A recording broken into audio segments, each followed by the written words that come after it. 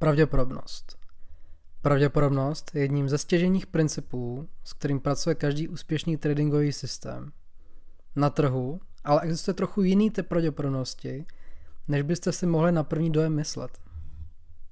Každá situace na trhu je výjimečná a například to, že máte více ztrát v řadě, nutně neznamená to, že následující obchody by měly být na základě statistiky ziskové. Běžná pravděpodobnost, s kterou pracujeme v reálném životě, se zakládá na principu, že záleží na počtu pokusů a tím se nám statisticky zvyšuje samostatná pravděpodobnost úspěchu. Do jisté míry je tomu tak i v tradingu, ale hraje zde roli i trochu jiný druh pravděpodobnosti. Uvedu příklad. Představte si, že počítáte příklad z matematiky.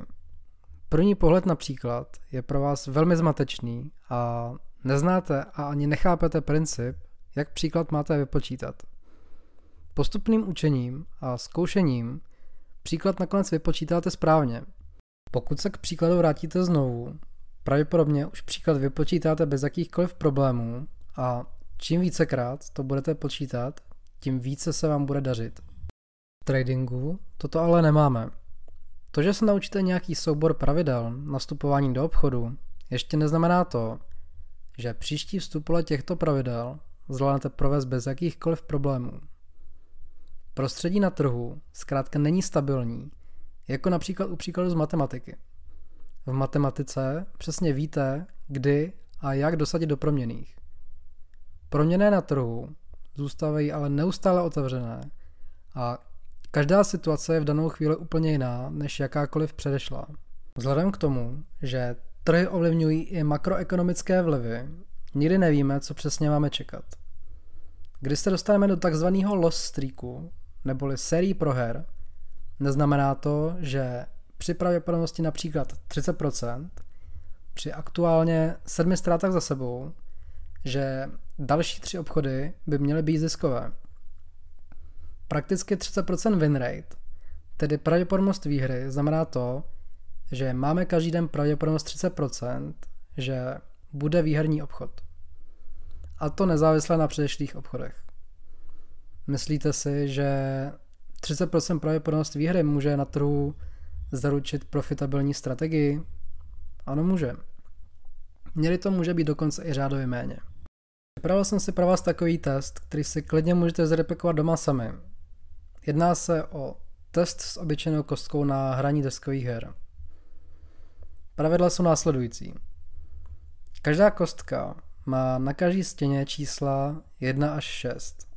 Můžeme tedy stanovit pravidla, kdy čísla od 1 do 3 budou ztráta, 4 bude, že obchod neskočil ani ve ztrátě, ani v profitu, takzvaný break even, a zbylá čísla 5 a 6 budou výhra.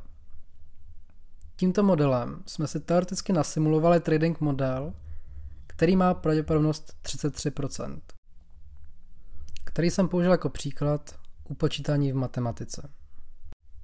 V tomto testu máme vzorek 44 obchodů a výsledky jsou následující. Vyšlo nám 16 výher, 8 vstupů, kdy nebyla výhra ani prohra a 20 ztrát. Nyní, pokud dosadíme risk-reward ratio, neboli poměr zisku a risku, 1:1, tak jsme ve ztrátě minus 4%, pokud riskujeme 1% kapitálu. Při 1:1,1 risku na zisk jsme ve ztrátě minus 2,4%.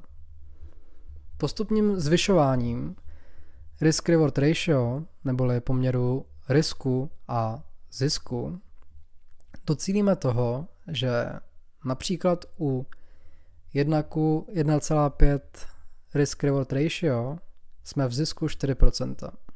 Na příkladu můžete vidět, že i u naprosto náhodné distribuci čísel jsme došli k tomu, že při zvýšení poměru risku a zisku lze dosáhnout na ziskovost. Zvýšením tohoto poměru je dle mého názoru velmi dobrým způsobem, jak zvednout ziskovost své strategie.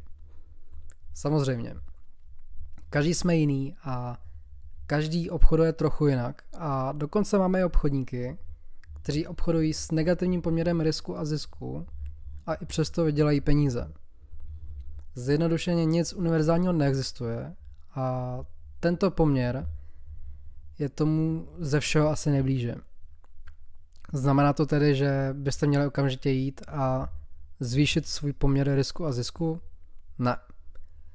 Záleží na vaší osobnosti a vašich datech, které jste pozbírali pro funkčnost strategie. Ostatně data jsou jediná věc, na kterou se můžete obrátit, až přijde série proher ve vaší strategii. A to mi věřte, že přijde. Bez dat budete nuceni právě k jedné z reakcí, o kterých jsem mluvil v předešlém díle. Pokud znáte někoho, komu by tento díl mohl pomoct, sdílejte to. Nezapomeňte také napsat recenzi na Apple Podcasts nebo na Spotify. A pokud sledujete na YouTube, budu rád za jakýkoliv komentář. Zabere vám to asi 5 sekund a mě to neskutečně pomůže. Díky za váš čas.